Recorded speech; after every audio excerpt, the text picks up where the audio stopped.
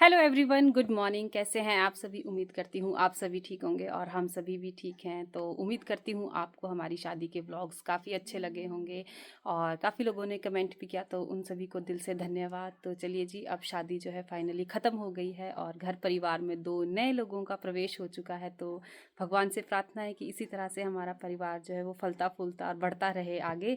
तो बस अब शादी ख़त्म हो गई है, तो फिर से जो है अपनी नॉर्मल लाइफ में वापस आ जाते हैं। तो बस आज के इस व्लॉग की शुरुआत हो रही है सुबह के 10:30 बजे से, और हम लोगों ने जो है खाना बना लिया है, खा लिया है, झाड़ू पोछा कर लिया है। बस एक काम मेन बचा है, वो है चूल्हे की लिपाई। तो सोचा आज आप लोगों के साथ चूल्हे की लिपाई कैसे करते हैं हम पहाड़ों में, तो वो भी शेयर कर लूँ। तो चलिए जी, फिर बढ़ते हैं उस प्रोसेस में आगे। तो सर्दियों में चूल्हे की हालत कुछ इस तरह से हो जाती है, क्योंकि सर्दियों में सुबह शाम 4-4 5-5 घंटे आग जलती है। तो चूल्हे की जो है वो हर तीसरे दिन लिपाई करनी पड़ती है। तो ये देखो, यहाँ से बिल्कुल काली हो जाती है। और मैं अगर आपको उस चौके की बात बताऊँ, तो जैसे मोटी लकड़ियाँ हम लोग यूज़ करते हैं, जैसे वो बार बार आगे पीछे जाती है ना, तो इस तरह से जो है वो मिट्टी गोबर निकल जाता है।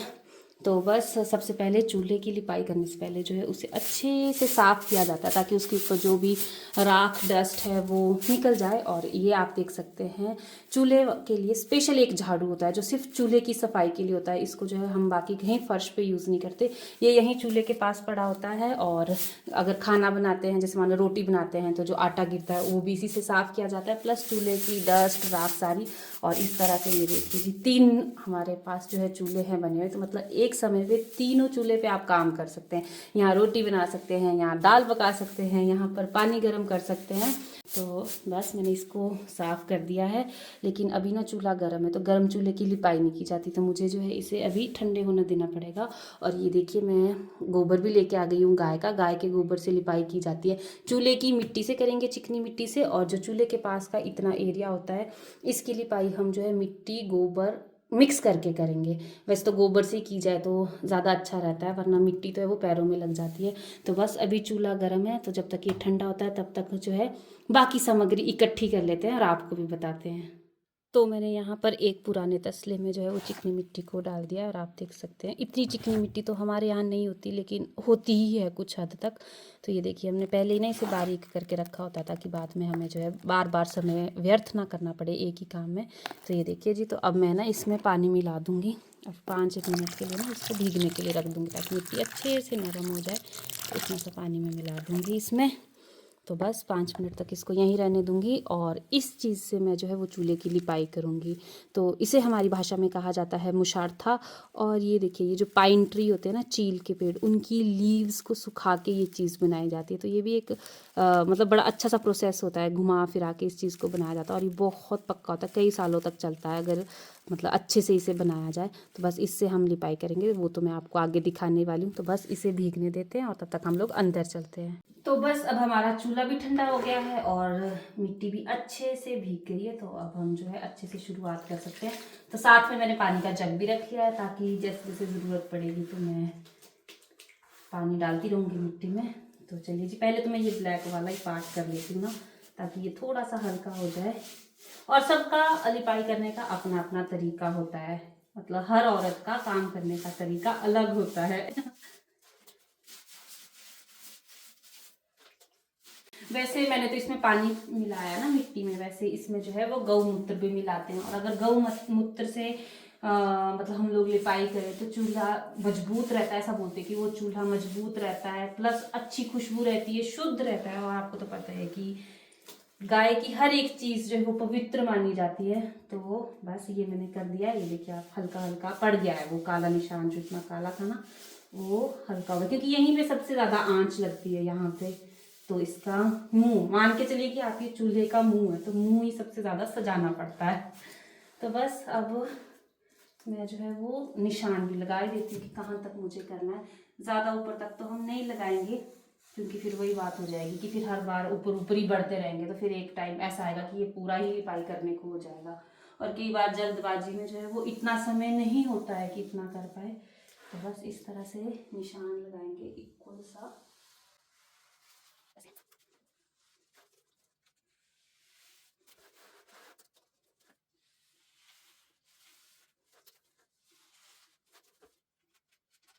तो बस मैंने ये लगा दिया है। अब हम नीचे तो क्या कर सकते, फ्री हैंडेड कर सकते हैं, बस एक बार जो है वो निशान ही सही से लगना चाहिए, बाकी तो आप फिर कर सकते हैं। तो बस एक बार ये मेरा मुझे मतलब क्योंकि गीले में तो ज़्यादा पता नहीं चलता ना, बस एक बार सूख जाए तो मुझे पता लगेगा कि ये सही लगा है कि नहीं लगा है, कहाँ पे कम ज़्यादा है। देखिए आप कहीं भी रहिए, शहर में रहिए, गांव में रहिए, लेकिन आपको ना सारा काम करना आना चाहिए, क्या पता कब ज़रूरत पड़ जाए। तो जिन लड़कियों की अभी शादी नहीं हुई है तो पढ़ना बहुत अच्छी बात है, पढ़ना चाहिए, जॉब करनी चाहिए, लेकिन साथ में ना ये वाले काम भी सीखने चाहिए, क्योंकि हो सकता है आपकी शादी किसी गांव में, और अब तो वैसे भी मैक्सिमम लोग जो है वो शहरों से गांव की तरफ आने शुरू हो गए हैं। तो पहले लोग गांव से शहरों की तरफ भागते थे, लेकिन अब लोग जो है वो शहरों से गांव की तरफ आने लग गए हैं, क्योंकि गांव में भी काफ़ी कुछ जो है वो बदल चुका है, सुख सुविधाएं आ गई हैं। तो बस सारे काम करने आने चाहिए, वरना बाद में जो है वो काफ़ी ज़्यादा दिक्कत हो जाती है। अगर आपको काम आएगा तो हर जगह आपकी प्रशंसा ही होगी। और सच मानिए इन कामों को करने का भी अपना ही मजा है, आप भले ही जितने मर्जी मॉडर्न है, लेकिन इन कामों को करने का ना अपना ही मजा है। आप करके देख लीजिएगा, अगर आप नहीं करते हैं तो आप करके देख लेना एक बार, आपको सच में बहुत अच्छा लगेगा। ये भी एक आर्ट है, घर के काम करना एक आर्ट ही है।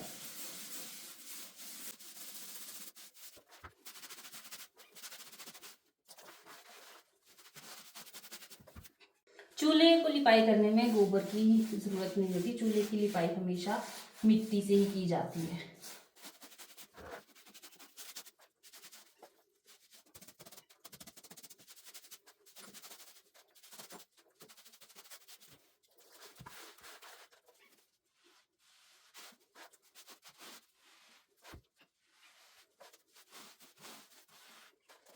तो मतलब मैंने चूल्हे की लिपाई कर दी, बस एक बार ना अब मैं फाइनली जो है इस पे मुशार्था घुमाऊंगी, जिससे ना एक सार जो है वो चूल्हे की लिपाई हो जाएगी। और चूल्हे की लिपाई एक्चुअली कैसी हुई है ना, वो उसके सूखने के बाद ही पता लगता है। गीले में तो ऐसा लगता है कि अच्छी हुई है, लेकिन सूखने के बाद ही पता लगता है कि कहाँ ज़्यादा लगी कहाँ कम लगी। तो एक बार ना मैं पतली सी मिट्टी करके ना पूरे चूल्हे पे घुमा दूंगी, ताकि अगर कहीं ज़्यादा मतलब गाढ़ी मिट्टी भी लगी होगी ना तो वो भी एक सार आ जाएगी। और ठंड में तो ना चूल्हा सूखने में भी काफ़ी ज़्यादा समय लेता है, गर्मियों में तो एकदम सूख जाता है, और गर्मियों में वैसे भी आग काफ़ी कम जलती है तो चूल्हा साफ ही रहता है ऑलमोस्ट। तो बस इसलिए चूल्हे की लिपाई जो है वो सुबह के समय ही करनी पड़ती है, ताकि सारा दिन हवा से जो है ये सूख जाए, और शाम को जब हमने दोबारा से आग जलानी होगी तो बस फिर हमें एक साफ सुथरा चूल्हा मिले।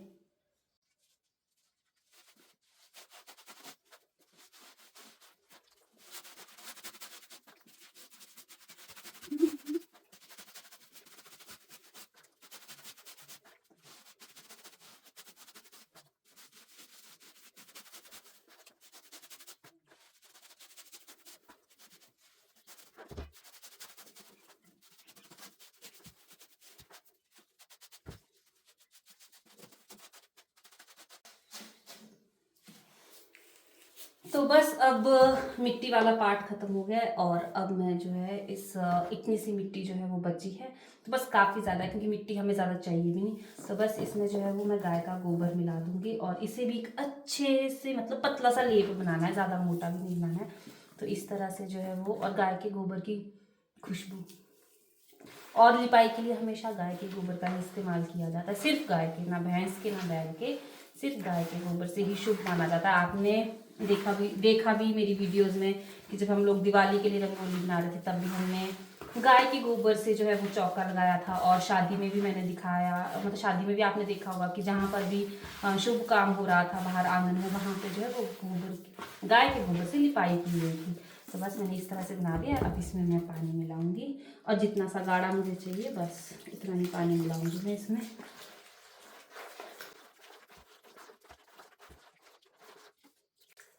क्योंकि जितना गाढ़ा लेप आप रखोगे ना फिर सूखने में उतना ही ज़्यादा समय लगेगा। तो बस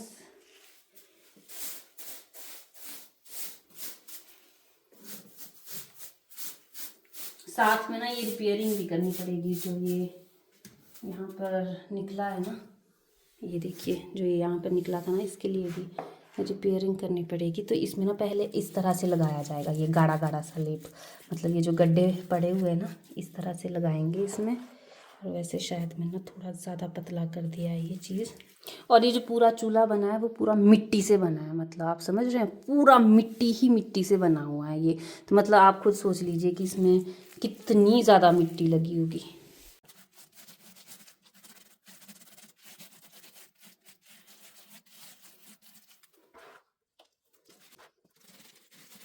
पहले के लोग कैसे करते होंगे, पहले के लोगों के तो, अब हमारे तो ना ऐसा होता है कि बस इतना सा एरिया ही होता है कच्चा, बाकी या तो टाइलें लगी होती है या फर्श पड़ा होता है। लेकिन पहले के समय के लोगों की तो दीवारें भी मिट्टी की होती थी और नीचे फर्श भी मिट्टी का ही होता था।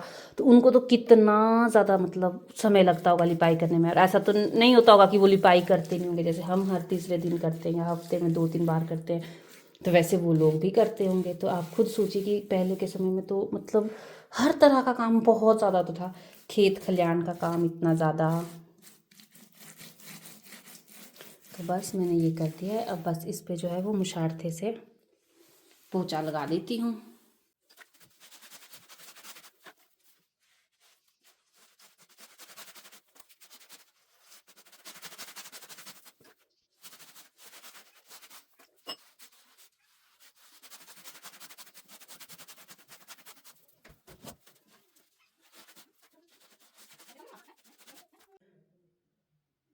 तो चलिए जी, मेरे चूल्हे की लिपाई हो गई है और चूल्हा आप देख सकते हैं कि ऑलमोस्ट सूखना भी शुरू हो गया है।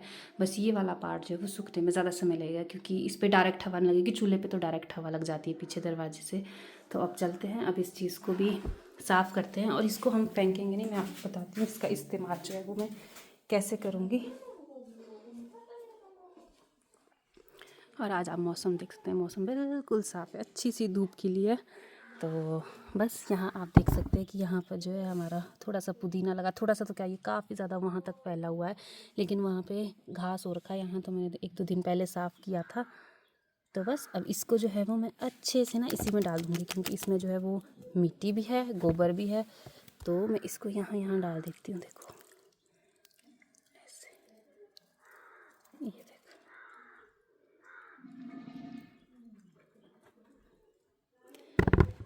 तो ये था आज का काम। तो बस अब मैं अपने अस्त्र शस्त्र जो है वो साफ़ कर लेती हूँ अच्छे से, क्योंकि इसमें मुझे दोनों हाथों का इस्तेमाल करना पड़ेगा, क्योंकि इसके ना बीच से बिल्कुल गोबर और मिट्टी को निकालना पड़ता है, वरना ये सड़ जाता है, और अच्छे से सुखाना पड़ता है। तो बस इसे मैं धो लेती हूँ और इस खूबसूरत नज़ारे के साथ जो है मैं इस ब्लॉग को एंड करती हूँ। मिलूँगी आपसे बहुत जल्दी, तब तक आप सभी लोग अपना ध्यान रखिए। जय माता दी।